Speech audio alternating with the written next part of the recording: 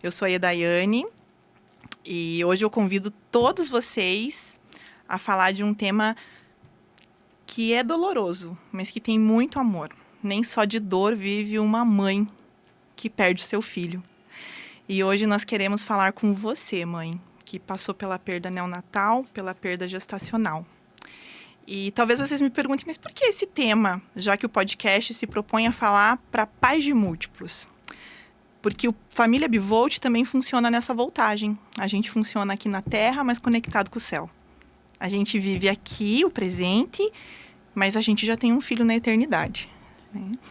E são duas voltagens também, né? A alegria da presença e a saudade da ausência. Para quem não sabe, então vou dividir com vocês. Eu passei por essa experiência. O meu Emanuel, que é o meu terceiro filho, tinha uma cardiopatia incompatível com a vida e acabou falecendo. E por isso hoje, depois de muito choro, de muitas dificuldades, mas também de encontrar muita gente boa, né, de ter sofrido com muitas falas, com profissionais que não sabem como nos tratar nesse processo. Eu também encontrei profissionais que sabiam, que quiseram me ajudar e que por causa deles e por causa da minha fé, hoje eu estou aqui. E hoje eu tenho uma convidada super especial, alguém que se encontrou comigo nos caminhos da vida anterior a gente começar. Eu já tinha começado a minha família, né, Ana? Sim. E a Ana, eu trouxe aqui porque a Ana tem uma história também muito bonita. A gente acabou se conectando por vários motivos, mas em especial pelos nossos filhos. Juntas nós começamos um projeto que se chama Thalita Cume, de acolhimento às mães enlutadas por perdas neonatais e gestacionais, mas acolhemos toda e qualquer mãe que queira estar conosco. Agora numa outra pegada, porque as reuniões presenciais já não são tão atrativas, mas a gente vai levar conteúdo, conhecimento e dar voz a essas mães. E a Ana é a mãe que topou estar comigo, né, dividindo esse projeto, que é uma missão de vida. Não por acaso a gente passou pelo que a gente passou, mas a gente não pode parar na dor, né? Então, Ana, seja bem-vinda. Eu quero que você conte um pouquinho da tua história para as pessoas saberem o porquê que você está aqui comigo hoje. Bom, muito obrigada pelo convite. Fico muito, muito feliz de poder compartilhar, né, com várias e várias mães e famílias que podem estar passando por esse momento, né? Antes de você continuar, só quero dizer que existe um estudo que diz que 1 em cada 4 mulheres passam pela perda neonatal ou gestacional, né? Então, a gestacional é quando a gente perde durante a gestação, antes dele nascer, e a neonatal é considerada até 30 dias de vida. Então, infelizmente, as pessoas falam, isso é mais comum do que parece, é mais comum do que você acha. Mas o comum não tem nada a ver com a nossa dor, porque a nossa dor é só nossa, né? E eu acompanhei e dividi isso com você semana passada de muitos, mas muitos casos de mães que passaram pela perda neonatal e depois ficaram grávidas de gêmeos, né? Não existe uma compensação para o filho que partiu, nunca vai existir, o lugar dele é só dele. Mas só para dividir que também esse é um assunto que pode ser comum. E talvez essas famílias nunca pararam para pensar nisso, né? De que passaram por esse momento. Então, desculpa, mas te devolvo só para fazer também essa abertura do porquê que a gente trouxe isso num momento como o Dia das Mães. Bom, então para começar a história, eu vou começar bem do começo, né? Como você já disse, meu nome é Ana, eu sou casada com o Guilherme e nós somos pais de 3 lindos filhos.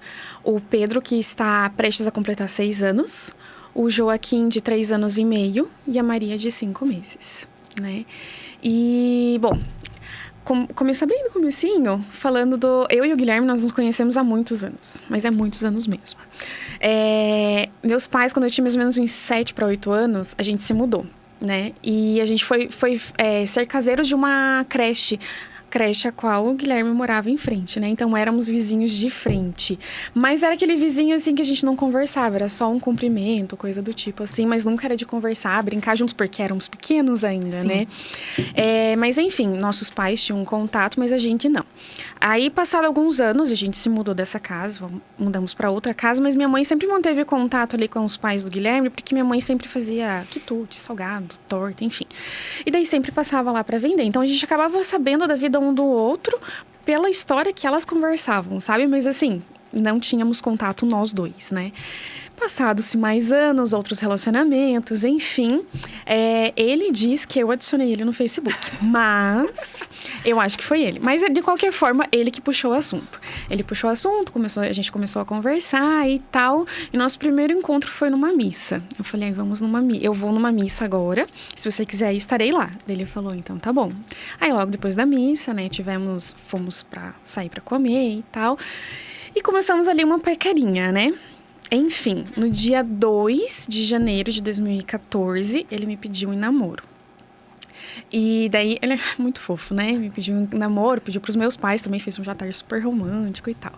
E daí, no dia 1º de fevereiro de 2015...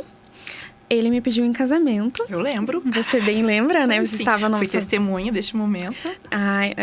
Você e o Giovanni estavam fazendo uma palestra, né? Sobre relacionamento. E vocês deram a deixa pra ele entrar e me pedir em casamento. Ele foi lá em casa preparar todo esse momento. Foi lindo. E super romântico, super. Né? Ele é demais. Mas, enfim. Aí, no dia 2 de fevereiro de 2015, ele me pediu em casamento. E no dia 12 de novembro... 12 de novembro de 2016, nós casamos.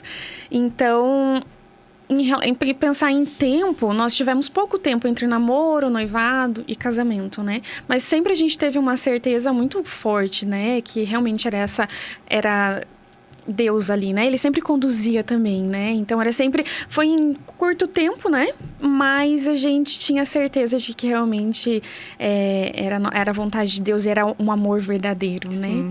E, enfim, passado mais ou menos 1 ano e meio, né? De casados, nós descobrimos que estávamos esperando um bebê. Foi, assim, um misto de alegria que eu acho que como toda e qualquer casal, né? Quando vê ali o teste positivo. Meu Deus, e agora? Que legal! Mas, e agora? Né? E agora? Aí, enfim, ficamos muito felizes já, né? Anunciamos para os nossos pais e irmãos, ficamos em êxtase, né? E logo depois fomos buscar médicos, né? Médicos que fomos por indicação, fomos num médico X, daí ele passou toda aquela bateria de exames, né? Pra gente fazer, de sangue, de imagem, e né? Perfeito, maravilhoso o bebê, todos os meus exames, perfeito. Daí eu fiz outro ultrassom, né? Aquele de rotina, para ver como que tá o desenvolvimento... E o morfológico, né, no caso. O primeiro morfológico. Aquele de 12 semanas. Isso. Primeiro a gente fez aquele início ali pra realmente, né, eles verem... Saber se tá implantado, se tá tudo certo. A gente fez esse, depois a gente fez o morfológico e tava tudo perfeito. Ele tava com todas as medidas. Todos os meus filhos são assim. Eles têm lá no exame, tamanho, tá com 20 semanas e tantos dias. Mas ele tá com tamanho com 21 e tantos dias. Eles sempre são um pouquinho maiores, né? Eles sempre eram... todos foram alguns dias a mais, né? Do padrão ali que eles colocam. Mas ele estava perfeito. Todos os exames, no morfológico, perfeito. Logo depois eu consegui uma outra médica. Eu estava indo com o médico, mas eu não gostei do atendimento dele, da linha, a conduta dele, eu não gostei. Aí eu consegui uma outra médica que eu amei, maravilhosa e tal. Fui nela, levei os exames, ela me pediu um outro exame para fazer. Aí esse... não é o morfológico, mas aquele só para acompanhar o desenvolvimento e tal. Daí descobrimos que era um menino, né? Nossa, a gente ficou, meu Deus, eu vou ser mãe de menino e tal.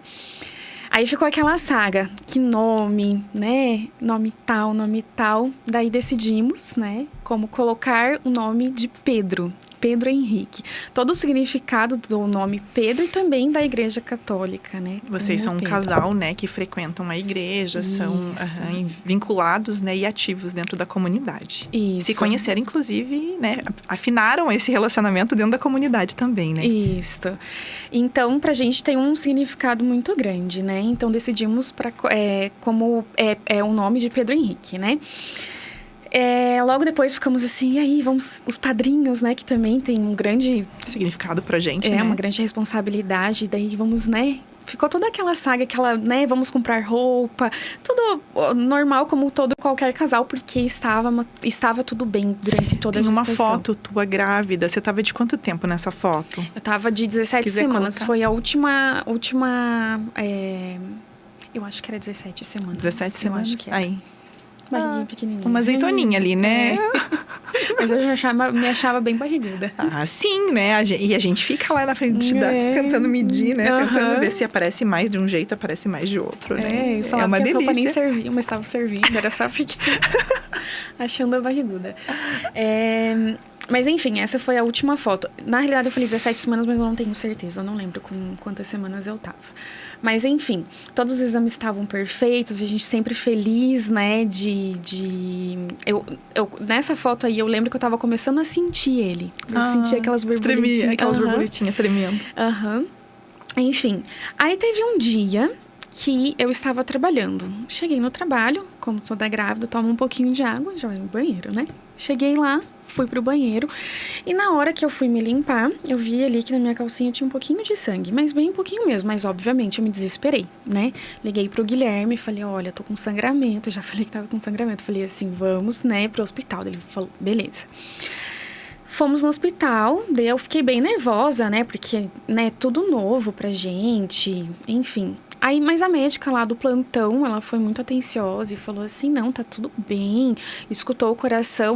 No pronto atendimento do hospital, não era por imagem. Para fazer por imagem, tinha que para fazer um encaminhamento, né? Aí, a médica só fez aquele que coloca na barriga e já escuta o coração. Falou, não, o coração dele tá perfeito, tá ótimo. Esse pequeno sangramento, como não era um sangramento, foi só um caso isolado ali, né? Um período só. Ela falou assim, não, tá tudo certo, mas eu tô vendo que vocês estão nervosos, então, vou pedir um ultrassom, tá? Eu falei, então tá bom. E a gente ficou feliz. Vamos ver, porque já fazia mais de uma semana que a gente não via. Que na semana anterior, no início da semana anterior, a gente tinha feito um ultrassom e tava ótimo, na consulta, né? Tava ótimo, perfeito. Aí, fomos pro ultrassom, felizes da vida. E daí, no ultrassom, o médico ficou calado. Fazendo o exame, ele ficou calado e tal. E depois de um tempo, ele mexendo bastante na barriga e tal, ele começou a fazer várias perguntas. Perguntou assim, como que tá a gestação? Como que era a gestação? Se foi natural? Como que estava o pré-natal? Que remédio eu tomava? Enfim, fez inúmeras perguntas e estava tudo bem. A não ser aquele episódio, né, daquele pequeno sangramento. Daí ele falou assim, pois é, mas não está tudo bem. Eu tô vendo que ele tá com um acúmulo de líquido em volta dentro dele, né? E isso não é normal. Então, eu vou encaminhar agora você para ir lá de volta lá pro plantonista, né? E só isso. Aí ele falou, daí a gente voltou pro plantonista, só que daí troca de plantão, já era tarde da noite, enfim, não era a mesma médica que me atendeu, foi um outro médico. Ele simplesmente chegou lá, eu cheguei lá com o laudo, né, que tava lá, hidropsia fetal. Com o laudo do médico do ultrassom, né? Aí ele falou assim, olha, eu não posso fazer nada. Esse é o laudo que tem, então eu te oriento você buscar a tua médica, entrar em contato para ela te dar maiores informações e também te mostrar qual que vai ser a conduta a partir daí. Eu falei, então tá bom. Mas daí já, né, a gente já angustiada, fica... E isso daí já era de noite, né? Então, pensa. Entrei em contato com a minha médica nesse mesmo dia. Falei, olha, aconteceu isso, né? Vim pro hospital, fiz um ultrassom e esse é o laudo que o médico me deu. E daí, como eu tinha ido na semana anterior... Aqui o Pedro tava com... 17 semanas. Esse foi o exame que eu fiz, né? Mas na semana anterior eu tinha ido na consulta e na consulta ela fazia esse exame de imagem, né? Então eu não tenho o exame porque era só ali na hora, né? Mas ele estava perfeito e tal na semana anterior na consulta. Daí ela tinha me passado outras guias, né? Ela falou assim, então, guias de outros exames, né? Eu já tinha que fazer o próximo... O morfológico do segundo trimestre, né? Aí já estava no período de fazer. Porque já estava com 21 semanas. Então, já estava próximo ali. Ela já tinha me dado todo o encaminhamento durante a consulta, né? Para fazer o exame. Aí, ela falou, olha, você tá com encaminhamento, então eu quero que você faça esse morfológico o quanto antes. Daí, tá. Só que nós tivemos que esperar toda a noite, até 8 horas da manhã do dia seguinte, pra gente conseguir agendar, né? E conseguiu lá no hospital mesmo ou foi pra outro lugar? Não, fui na clínica que eu sempre fazia. Aí consegui entrar em contato, consegui o exame só para 4 horas da tarde do dia. Aí pensa, a gente ficou naquela angústia. Só que daí o Guilherme é muito positivo, né? Ele falava assim, não, é erro médico. Tem tantos erros médicos, é o médico que, né, fez alguma coisa. Não tava no bom dia, vai dar tudo certo, tá tudo bem. Ele tentando me manter calma, né? Mas eu já tava, assim, super nervosa, mas tentando me manter. Não posso ficar nervosa, não posso passar isso pra ele, vai estar tudo bem. Se tiver alguma coisa, vai ser, nossa, perfeito. E hoje a medicina tem tanto caminho, né? Tem tanto tratamento, tem tanta coisa, tanta saída, graças a Deus. Né? Que também vai ser assim. Vai ser. Isso era numa terça-feira, quando eu fui pro hospital. Na quarta-feira, eu consegui o exame, só que só no final da tarde. Chegando lá, estávamos nervosos, mas também estávamos esperançosos que estava tudo bem, que realmente era um erro médico. Então, só que assim, a médica daí viu, né, o encaminhamento, falou assim, mas por que você está fazendo o morfológico agora, sendo que ainda não está? Daí eu expliquei todo, né, o porquê eu estava fazendo. Ela só colocou, assim, o aparelho na minha barriga dela. Tem alguma coisa que não tá certa aqui. E daí ela começou a examinar, né? Começou a mexer a barriga de um lado para um outro e tal. E assim, eu acho que eu fiquei uns 40 minutos com essa médica. Ela não falava muito, sabe? Ela só falava, aqui é a perninha, aqui é o braço, enfim. Mas assim, ele não tá, ele precisa se mexer, eu vou cutucar pra ver se ele se mexe, pra ver uma outra posição e tal. Mas ela não falava muito além disso, até porque ela não sabia o que estava acontecendo. Tanto que ela não sabia que ela chamou outro médico do corpo clínico para fazer o exame com ela novamente, né? Junto com ela. Então, e daí quando ela chamou outro médico, né? Eu já, cara, o que tá acontecendo, né? Quando o médico chama médico, né? A gente começa a ficar preocupado. Realmente alguma coisa que não tá certa, né? Então, aí eu saí, daí veio outro médico, me cutucou e mexeu e tal. E acabou que realmente, eles foram bem sinceros, eles falaram assim, a gente não sabe o que está acontecendo. Não sabemos. Então, você vai ter que ir para casa, a gente vai entrar em contato com a sua médica e falar tudo o que nós vemos aqui no exame, porque é toda aquela parte mais técnica, né? Que a gente não entende e tal. E às vezes fazer uma junta para ver se algum caso já tinha sido, né, estudado, qual era o procedimento a ser tomado a partir dali. E foi feita uma junta dentro da clínica. Como eu fiz desde do primeiro exame de imagem, eu sempre... Eles tinham um histórico de tudo. Tinha tudo. Então, todos os médicos que estavam ali naquele momento, né, logo no final da tarde, todos eles se reuniram para ver, né, o que está acontecendo, para ter, assim, alguma coisa, né. A única coisa que eu saí de lá, o que eles me falaram de uma forma bem clara para eu entender, olha, ele está com uma massa no pulmão dele, no peitinho dele. Não sabemos o que é. Então, vamos conversar, vamos entrar em contato com a sua médica. E daí, a partir daí, a gente vai saber, né, conduzir a partir daí. Daí tá. No mesmo dia, de noite, eles conversaram, entraram em contato com a minha médica. No mesmo dia, minha médica entrou em contato, era tarde da noite, ela entrou em contato comigo. Ela falou assim, Ana, no primeiro horário, vem aqui no consultório pra gente conversar. Daí tá. Fomos lá, eu e o Guilherme, conversar. E ela também foi muito sincera. Ela falou assim, não sabemos o que é. Não sabemos o que está acontecendo, porque é uma coisa muito repentina. Até semana passada ele estava bem. Até o seu último ultrassom, que temos o exame de imagem, ele também estava bem. Mas agora ele está com essa massa ali e a gente não sabe o que é. Então, o que a gente vai fazer? Eu vou fazer...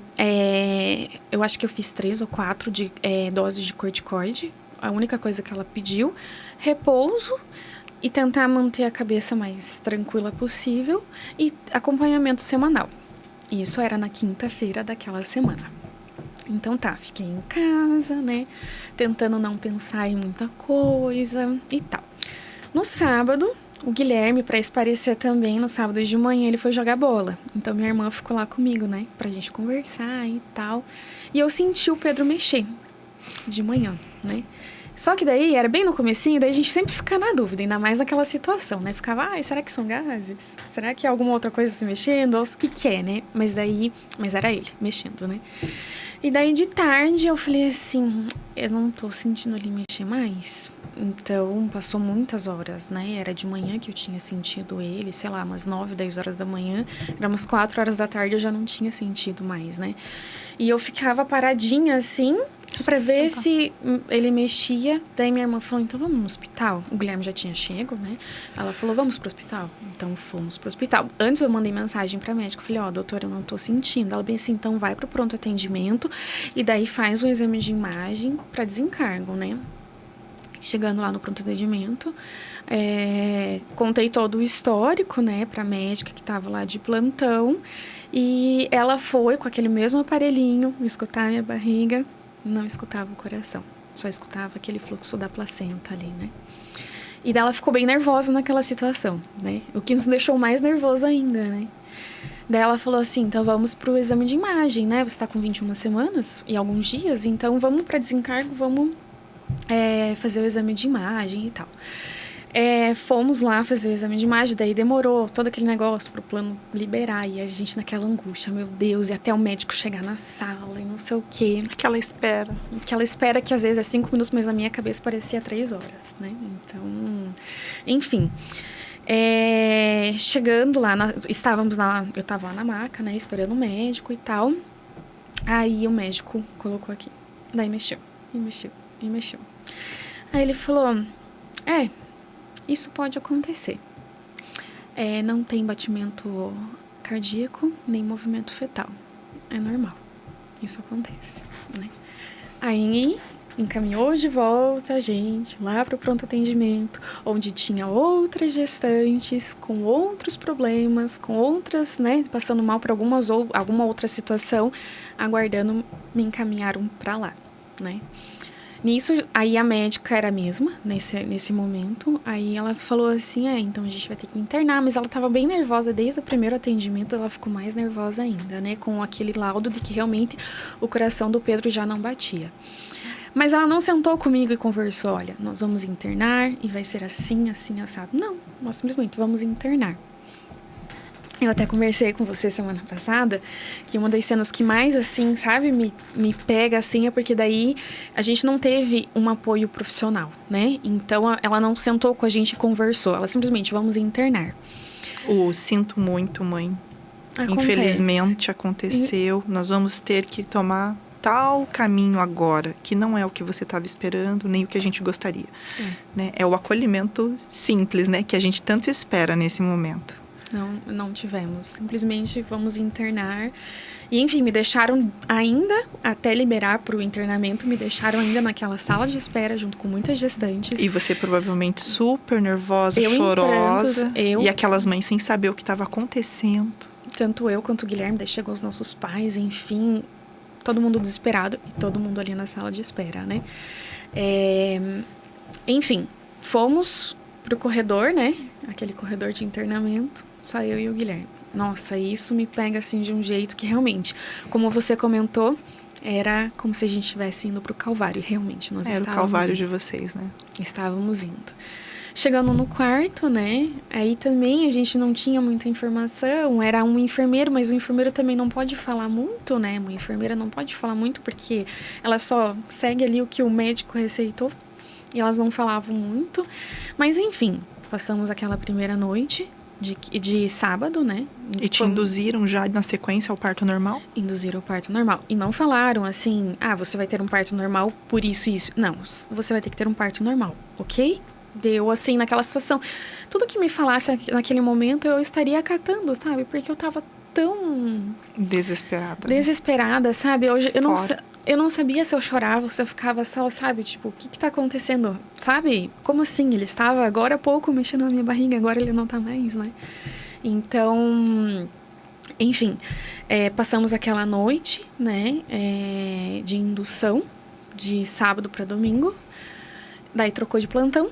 A médica entrou no quarto, né? E falou, eu sou médica tal, estarei aqui, qualquer coisa.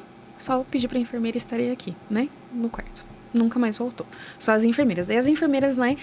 Tinha algumas que eram bem acolhedoras e falavam, eu já passei por isso, eu entendo. É difícil, mas vai passar, né? Vai passar. Enfim. passando outro plantão de noite, né? Da noite de domingo. Isso você já estava com quanto tempo de trabalho de parto, Ana? Que eles Eu induziram? internei 10 horas da noite de sábado, e daí de domingo já fazia... À noite, você já estava indo à noite. Já estava fazendo 24 horas, né? Daí praticamente, né? Pra até trocar o plantão, que acho que é, sei lá, umas 7, 8 horas da noite. Um outro médico chegou, falou, sou um médico tal, estaria aqui porque você precisar. Mas não sentou comigo e Faça o seu conversou. trabalho que eu tô aqui Não. esperando. Uhum. Vamos continuar aqui com o medicamento para a evolução do parto. Tá, beleza.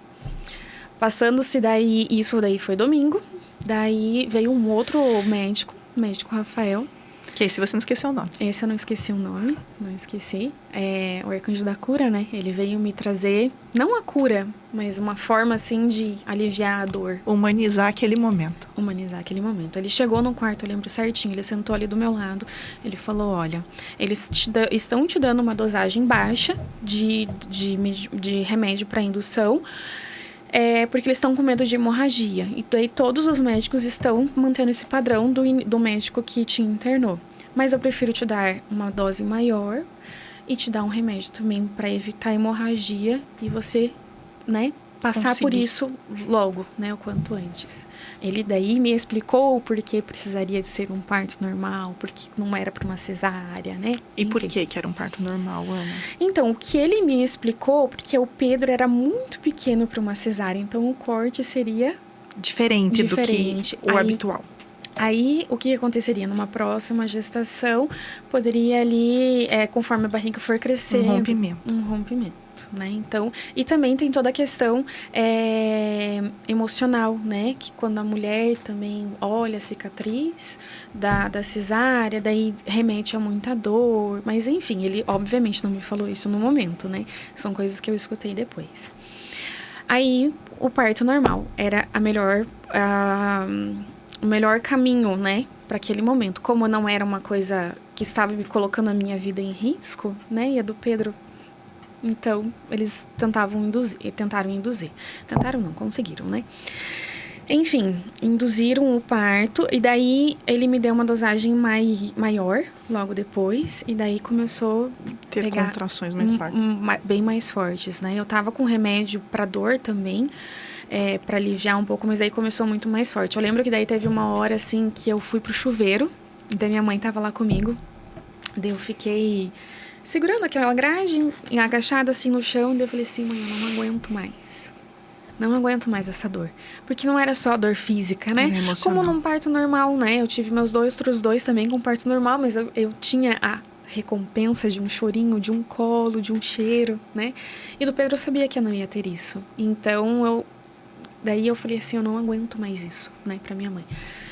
Daí nisso, o Guilherme ficou também bem desesperado vendo o meu desespero, porque eu realmente chorei bastante naquele momento. Eu falei, eu não aguento, eu não quero mais, eu quero médico, me ajuda, eu preciso de ajuda. Daí o Guilherme ficou bem irritado, bem nervoso, chamou o médico apareceu.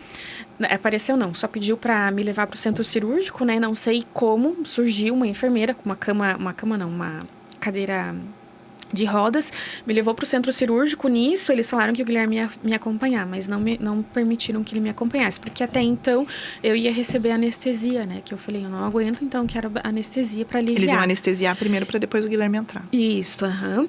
Só que daí, chegando lá, eu lembro que daí era uma sala fria, daí o médico logo em seguida chegou, daí ele fez o exame de toque, ele encostou assim na maca. Daí eu falei assim, doutor, eu não aguento mais, porque é uma dor física, mas é mais emocional. Daí ele falou assim, não, eu te compreendo. Daí ele fazia o exame de toque, eu não lembro ao certo quanto de dilatação, mas não precisava ter uma dilatação total, porque o Pedro era pequenininho, né? Daí ele falava assim, tenta relaxar o teu corpo, não ficar rígido, para a contração ir, né? Ajudar. Isso, fluir e tal. Quando o anestesista estava quase chegando, eu lembro assim, se eu fecho o meu olho, eu lembro daquele momento, daquele splash do Pedro saindo, né? O meu corpo fazendo uma força involuntária, porque eu não queria fazer aquela força, mas ao mesmo tempo eu queria que acabasse, né? Quando eu lembro certinho do Pedro saindo, eu tava deitada na maca e, né, aquele jato dele saindo, né? Nisso, daí o médico falou assim, ela não quer ver, porque é o que a gente tinha combinado. Nós estávamos com várias pessoas dentro do hospital, né, durante o internamento, e eles falaram que era melhor, né, a gente não ver e tal. Então a gente estava bem aéreo, a gente nem estava pensando. O que falassem pra vocês iam acatar. E daí eu combinei com o Guilherme, então tá bom, nós não vamos ver. Beleza. Aí eu lembro que o Pedro saiu, a enfermeira já veio pra pegar ele, né, e eu assim, pra não ver, com os braços assim no olho pra não ver. Aí eu só escuto, né? Então o médico e a enfermeira conversando, a enfermeira vai pesar o Pedro e fala, ele tem 500, eu não lembro exato, mas tem 500 e tantas gramas. Oi?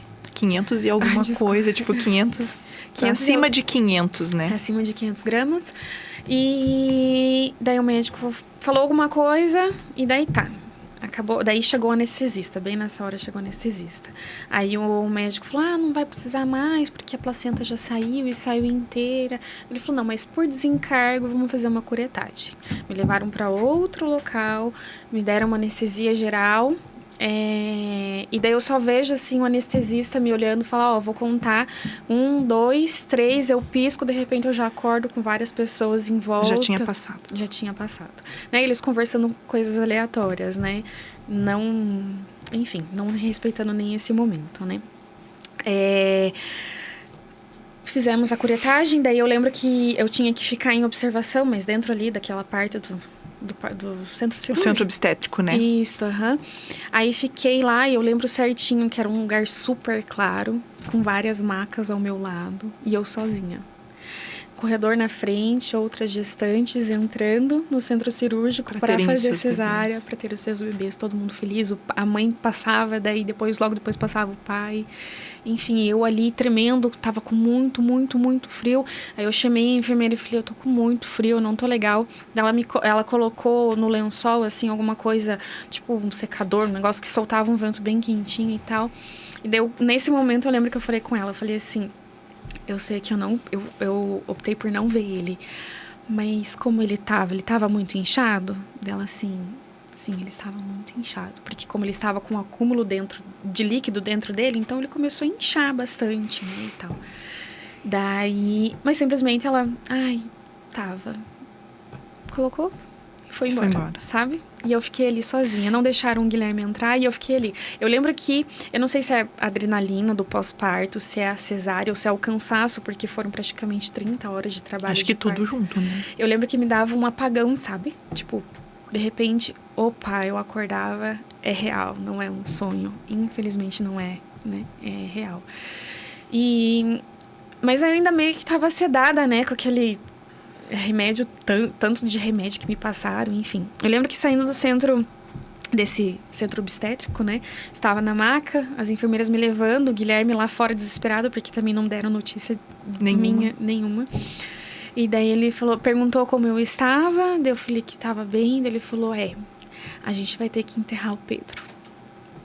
Daí ele falou que outras pessoas também falaram pra ele, mas que bom, que pelo menos você tem um lugar pra visitar o teu filho. Como se isso fosse bom, né? Mas enfim.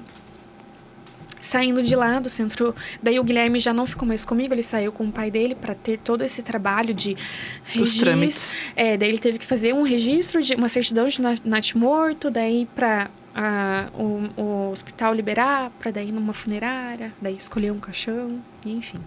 Nesse meio tempo, o Pedro nasceu 5h32 da manhã. Era mais ou menos, sei lá, umas 11 horas da manhã eu já estava liberada para ir para casa, né? Chegando em casa, o Guilherme também não estava em casa. Ele ainda estava, né, naquele processo todo. Eu cheguei com bastante pessoas, né? Eu cheguei com a minha irmã, com a minha sogra, com a minha mãe. Mas eu não cheguei com o meu esposo. E eu só queria ele naquele momento, porque era a nossa casa. Era as roupinhas que nós escolhemos pro Pedro, que a gente tinha ganhado, que a gente tinha guardado. E eu queria estar com ele, mas infelizmente ele não podia estar naquele momento, né?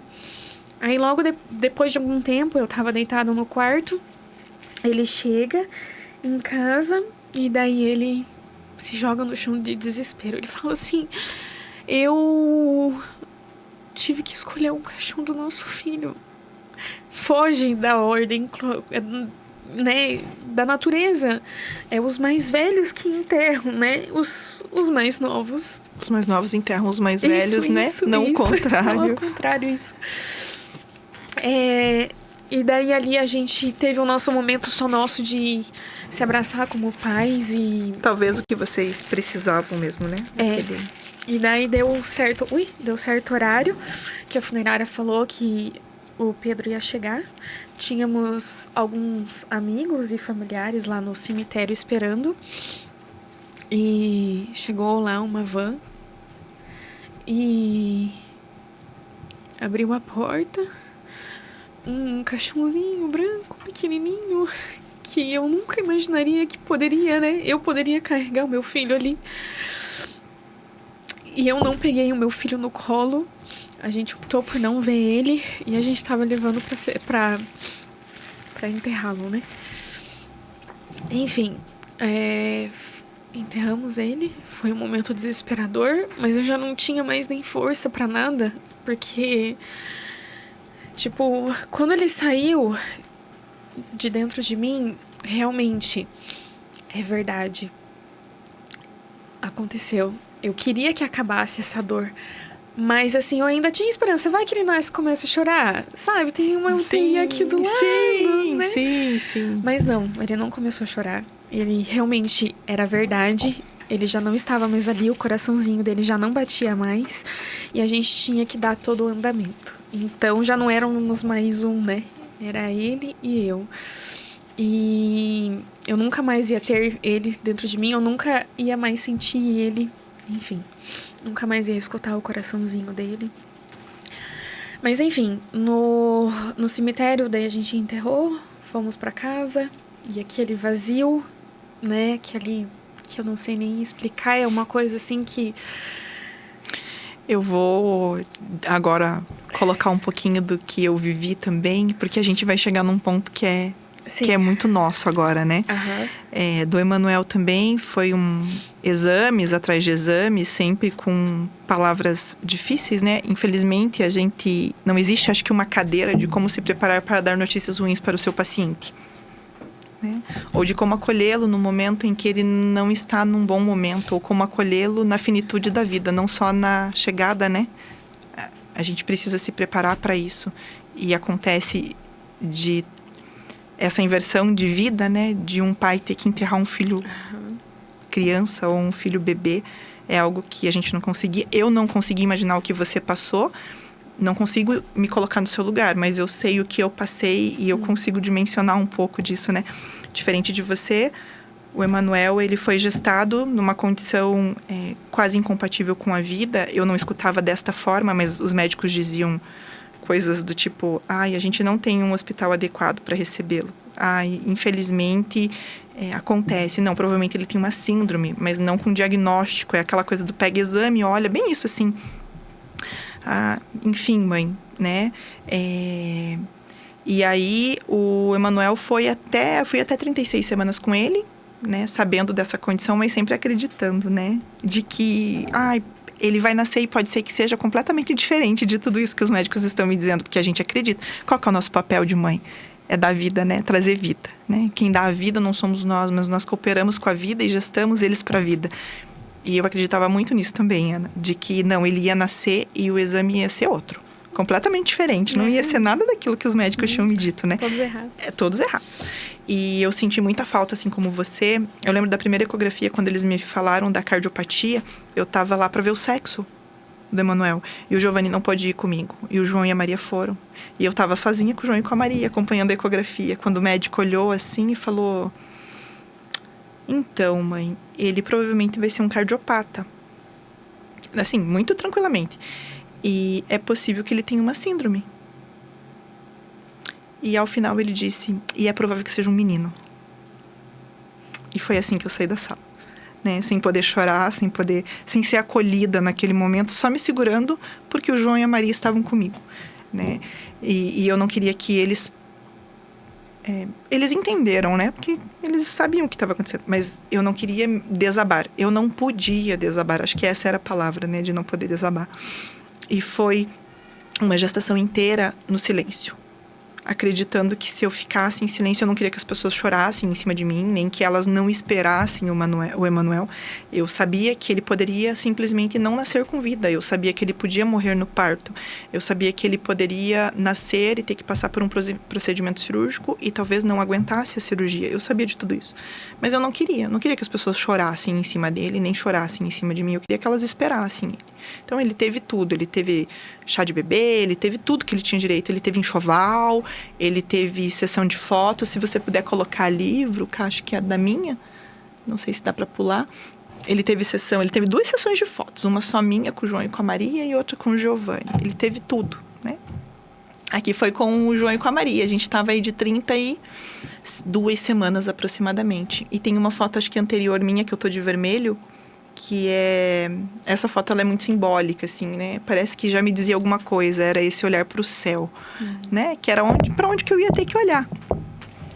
E aí, quando o Emanuel nasceu, eu tive um problema grave com o plano de saúde. Do plano de saúde dizer para mim assim, olha, a gente não tem hospital compatível para receber o seu filho. Vá pro evangélico.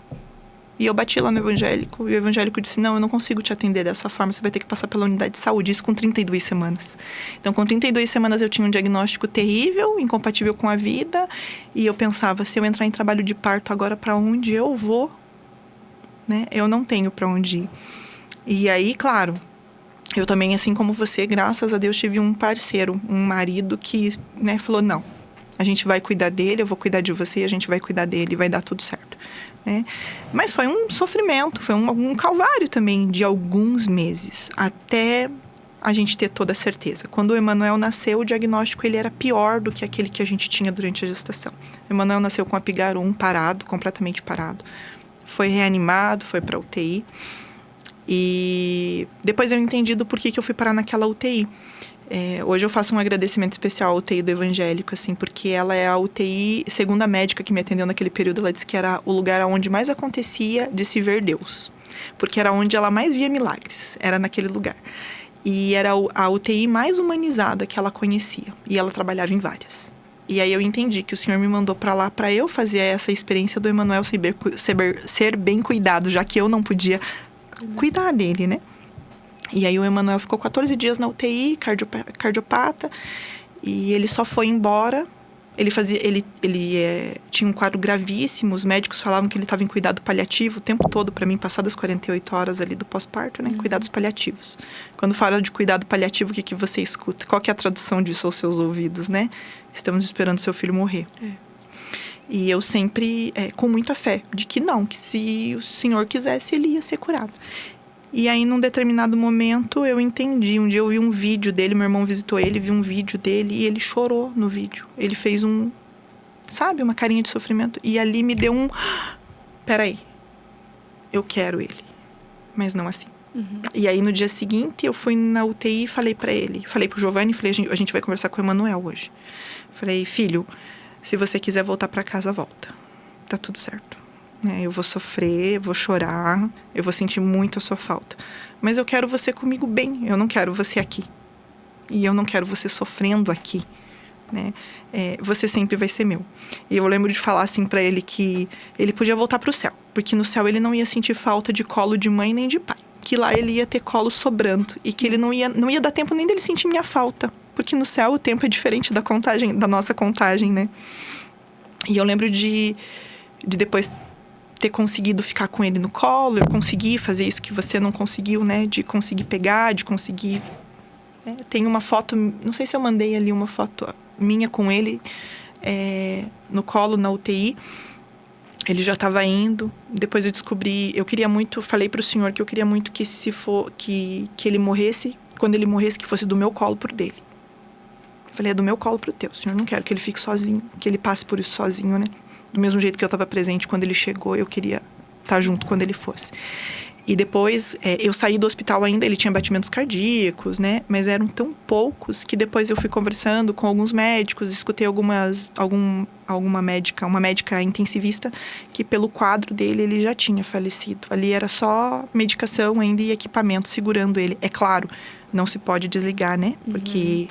Mas eu entendi que os sinais vitais ainda que estivessem ali, ele já tinha ido. E tinha ido do meu colo. Depois fiz todo esse processo, igual você, né? De ter que enterrar um filho, de ter que chegar em casa. E eu, hoje, reflito muito sobre isso quando eu encontro outra mãe que passa por essa perda, do quanto as pessoas talvez querendo nos ajudar ou querendo se livrar da nossa dor também, né? Que tem isso, as pessoas não sabem trabalhar com a nossa dor, então elas querem se livrar dela. De falar coisas do tipo assim... Ai, já que você não vai usar mais as roupas do seu filho, eu posso doar, posso pegar para fulano que tá grávida? Né? De falarem assim, quer que eu vá lá desmontar as coisas para você? Não, não quero. Eu quero fazer isso. Eu quero viver do mesmo jeito que eu escolhi montar, organizar. Eu escolhi a roupa que ele foi embora. Eu quero poder... E eu lembro de desmontar o quartinho dele, assim, eu pegava cada peça de roupa e cheirava, assim, sabe? Tipo, como seria... As pessoas olham pra gente e acham que a gente é menos mãe. Porque ele não tá aqui. Ou que foi melhor assim porque eu não trouxe pra casa. Você já deve ter escutado isso, né? Sim. Que ele não... Ai, pense se ele fosse uma criança especial. Como seria a sua vida pra você cuidar dele, né? E o nosso amor de mãe não está condicionado a isso, né? Eu vivi um processo de luto, sim. Durante a gestação até aceitar que tudo isso era verdade. De que o meu filho não era o filho que eu idealizei na minha mente. Que ele era uma outra criança. Eu tive que fazer um processo de reconciliação comigo, com a minha maternidade e com ele. Mas o Emanuel me salvou de mim mesma. Né? De tudo aquilo que eu achava que eu era super... E eu não era. Né? Uma criança simplesmente transformou o meu mundo. Sem estar presente. Hoje o Emanuel não está mais presente. E eu sou uma outra mãe. Dizer que é delicioso, não é. Eu não desejo isso pra ninguém. De verdade. Nós não desejamos, a gente fala sobre isso. Mas eu nunca abriria a mão de ser mãe do Emanuel. Sim. Assim como você também não abre mão de ser mãe do Pedro. E como é importante quando a memória dos nossos filhos estão vivas, né? Nas nossas famílias. A gente conversou sobre isso. O dia que eu cheguei na casa da minha sogra, da minha mãe, que eu vi o porta-retrato com a fotinho dele lá. Né? Enche o coração, né? Enche, porque ele tem lugar. Tem. É um lugar que é dele. Ele não deixou de existir, né? O Emanuel tem uma coisa muito legal, porque ele despertou no João e na Maria também uma outra experiência de fé. Eles sofreram muito a morte do irmão. E eu lembro que com uma semana, o João olhou pra mim e falou assim: mamãe, como a gente não pode ficar com o Emanuel, agora eu vou rezar e vou pedir 2. E aí eu digo que, assim, acho que o Emanuel chegou no céu e falou assim: eles querem muito. Você pode fazer alguma coisa, senhor? Não, acho que vamos fazer. Nem toda mãe que vive a perda vive esse arco-íris de poder ter outro filho na sequência, né? Sim. A gente não sabe por quê e nós também não sabemos por que nós podemos fazer esse caminho, né, de vida, mesmo após a morte. A gente não... O que a gente talvez queira trazer aqui hoje, né, Ana, mais do que nada, contar a história dos nossos filhos, é assim: você tem alguém que está passando por isso? Não deixe de falar, não ignore ela, não fale coisas do tipo, coisas que não se devem dizer. Eu imagino que você está passando. Essa frase nos dói na alma, porque nem a gente conseguia imaginar até passar por aquilo, né? Quando eu olhava para você na situação que você estava vivendo com o Pedro, eu não tinha noção do que era. Até o dia que eu passei com o Emanuel. E ainda assim são percepções diferentes. Sim. Bem diferentes. Ou se você tem alguém que, né, um filho, uma prima, um irmão que passou por isso, aí o colega, né, passa por isso. Eu sei porque meu irmão teve uma perda, como se você soubesse, você não sabe. Você não sabe. E o luto, ele é muito solitário. E talvez o que a gente agora, no Dia das Mães, queira deixar de mensagem, mais do que qualquer coisa aqui, é que você é mãe, você é pai, que está passando por isso, que passou por isso, você não é menos pai, você não é menos mãe. Você não deixou de ser mãe, o seu filho continua sendo seu. E não importa se ele ficou com você 2 semanas, 3 semanas, 6 semanas, se você gestou ele por meses, por dias, por semanas, ou se ele faleceu logo após o parto, você não é menos mãe. A gente tem saudade daquilo que a gente não viveu, né? A gente conversou sobre isso. É a saudade do que nós não vivemos e que vai ser para sempre. Porque eu olho hoje para Rafa e para Ana e penso, eu faço um cálculo. Nossa, se o Emanuel tivesse aqui, e ainda que às vezes eu imagino ele como uma criança especial, como é que seria cuidar de uma criança que talvez, né, tivesse todas as suas limitações e ter mais duas junto? Como que seria isso? Não é... Eu não tô aqui jogando confete, não é isso. Mas é o fato de você ter a presença, né? Sim. Ter a presença desse filho. Sim. E você falou uma coisa que eu senti muito, porque o Pedro foi meu primeiro filho. Foi meu primeiro filho. Então as pessoas falavam assim, logo você vai ser mãe, como se eu já não fosse mãe. Eles perguntam, quantos filhos você tem? Nossa, 3? Mas cadê o outro, né? Que me questionam porque eu estou falando 3, porque eu só tô com 2. Então, assim, a minha maternidade, pelo fato de eu não ter uma foto, ele não ter ficado, né, no hospital, as pessoas não terem conhecido, muito menos velado ele, as pessoas acham que ele não existe. E ele existe. E uma coisa que eu e o Guilherme, a gente sempre comenta, assim, que ele foi esquecido por muitas pessoas. Mas para as pessoas que têm um carinho muito grande, um amor muito grande pela nossa família, ele não foi esquecido.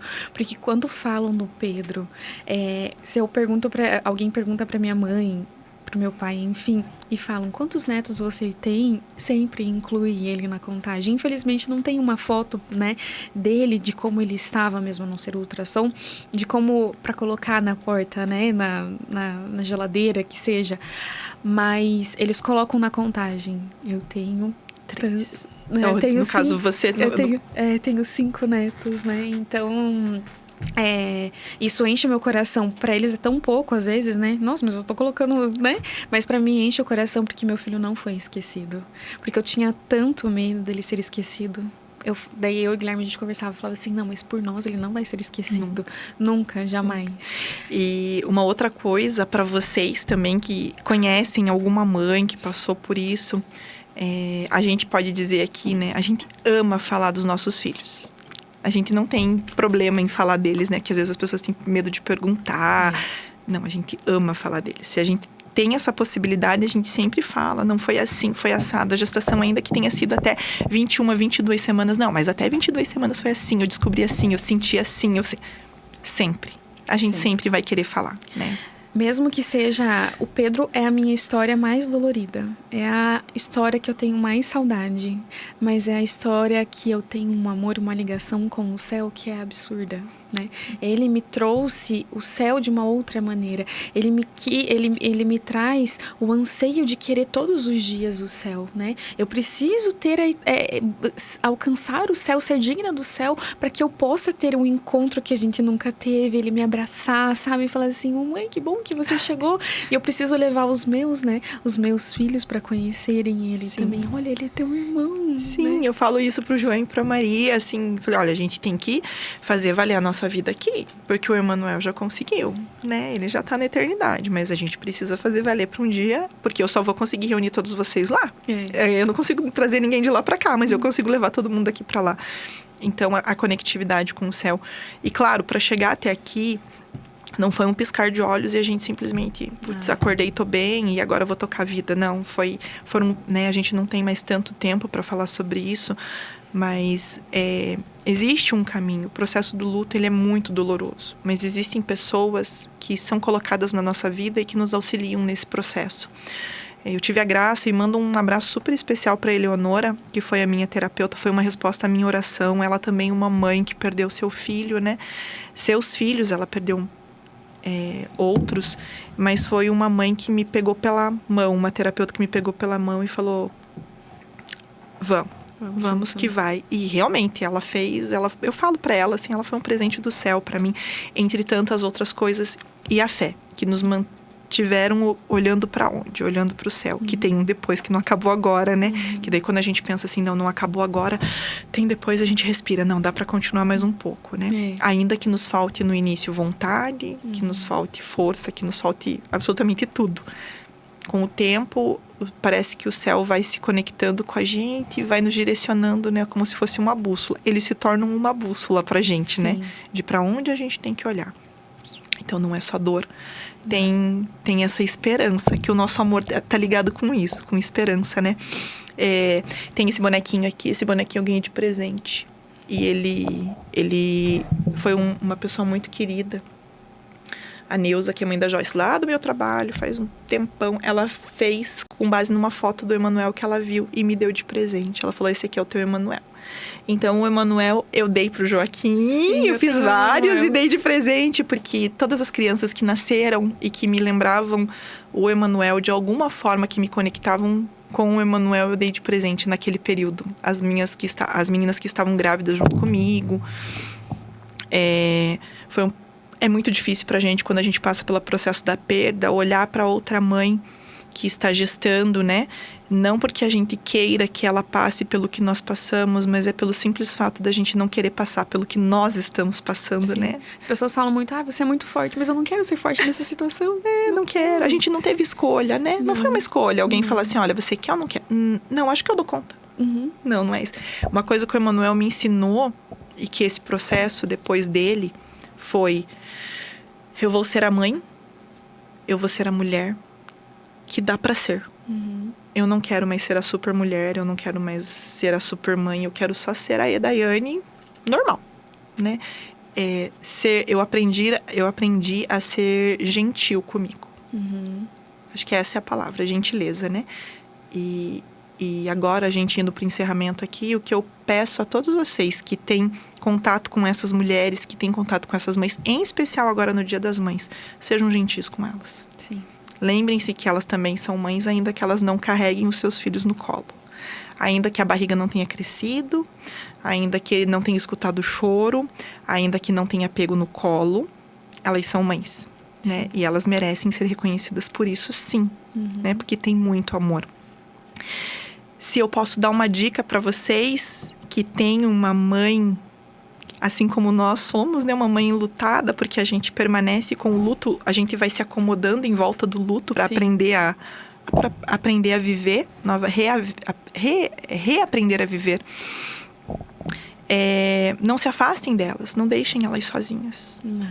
Porque é muito doloroso passar por esse processo sozinha. Eu brinco assim, faça um bolo, bata lá na casa dela, leve um bolo, não precisa falar nada. Só esteja. Esteja. Mesmo que ela diga, não quero receber ninguém, bate lá, leva um bolinho, fala, eu trouxe um bolo pra você tomar café, né? Só. Ou eu vim aqui só pra... Você quer que eu faça alguma coisa pra você? Não quer falar? Não, você quer ficar no quarto fechadinha lá? Pode ficar, tá tudo certo. Vou dar uma organizada aqui pra você hoje. Porque foram esses processos, foram gestos, foram esses tipos de gestos que foram me ajudando a olhar de volta pra fora, a sair dessa escuridão, né? A ver que existem pessoas que se preocupam com a gente nesse processo. Então, se preocupem com elas. E talvez, se você nunca reconheceu a maternidade desta mulher, que seja uma amiga sua, a sua esposa, talvez, sua irmã, sua tia, uma amiga do trabalho, chega lá, dá um presentinho do Dia das Mães, assim, e fala, presente do céu pra você, porque você merece. Isso preenche a gente, né? Isso é maravilhoso, maravilhoso. Eu quero deixar aqui o convite também para todas vocês, mulheres, que passaram por isso, se quiserem. Nós estamos ainda com o projeto Talitha Kumi, que significa Menina Levanta-te, né? Esse é o nosso chamado, é levantarmos outras mulheres que, assim como nós, também estavam debruçadas sobre a sepultura dos seus filhos. Nós temos uma outra proposta, então fica o convite para todos que quiserem. Eu vou deixar o meu telefone depois, ou podem me mandar uma mensagem no Insta e a gente entra em contato, tá bom? Ana, eu quero te agradecer. Eu sei que o tempo é curto, não foi curto pra gente falar de tanto amor. Tem muita coisa, tudo, mas dá pra colocar aqui a foto da Ana agora, com a família dela, com o Gui, com o Joaquim e com a Maria, aquelas coisas fofas, deliciosas. Ai, são mesmo. São lindos e aqui, né, são uma preciosidade, né? A gente tem a alegria de conviver, de ver os nossos filhos agora brincarem juntos, né? E eu vou pedir para você colocar também a foto, a minha última foto, que tem os 4 juntos ali. o João, a Maria, a Ana e a Rafa. Tá aqui a minha galerinha, né? Agora, sempre falta alguém, porque a gente sempre imagina como seria se estivesse ali, né? Não tem foto minha e do meu marido, que é difícil a gente tirar foto todo mundo junto, só quando você paga alguém, porque tá sempre alguém correndo atrás de alguém, né? Mas eu quero te agradecer. Agradecer por esse projeto, agradecer por essa parceria de vida, agradecer por você ter vindo aqui, pra gente dar voz para essas mulheres, dizer que somos mães sim, que a memória dos nossos filhos tem que ser preservada, né?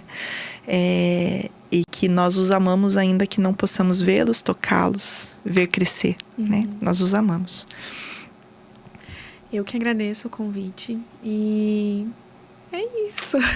Tinha muitas outras coisas para contar, porque mesmo que a vida deles aqui na Terra tenha sido curta, a gente tem muita coisa, né, para compartilhar. Mas a gente vai ter outros momentos. Sim. A gente pode falar sobre os nossos arco-íris na sequência. Tem muita coisa que vai dar pra gente conversar juntas, né?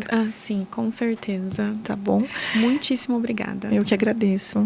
E aqui fica o meu convite para quem chegou agora, nos siga lá no Instagram, @FamíliaBivolt, e o nosso canal no YouTube, @FamíliaBivolt, que é onde está o podcast na integralidade.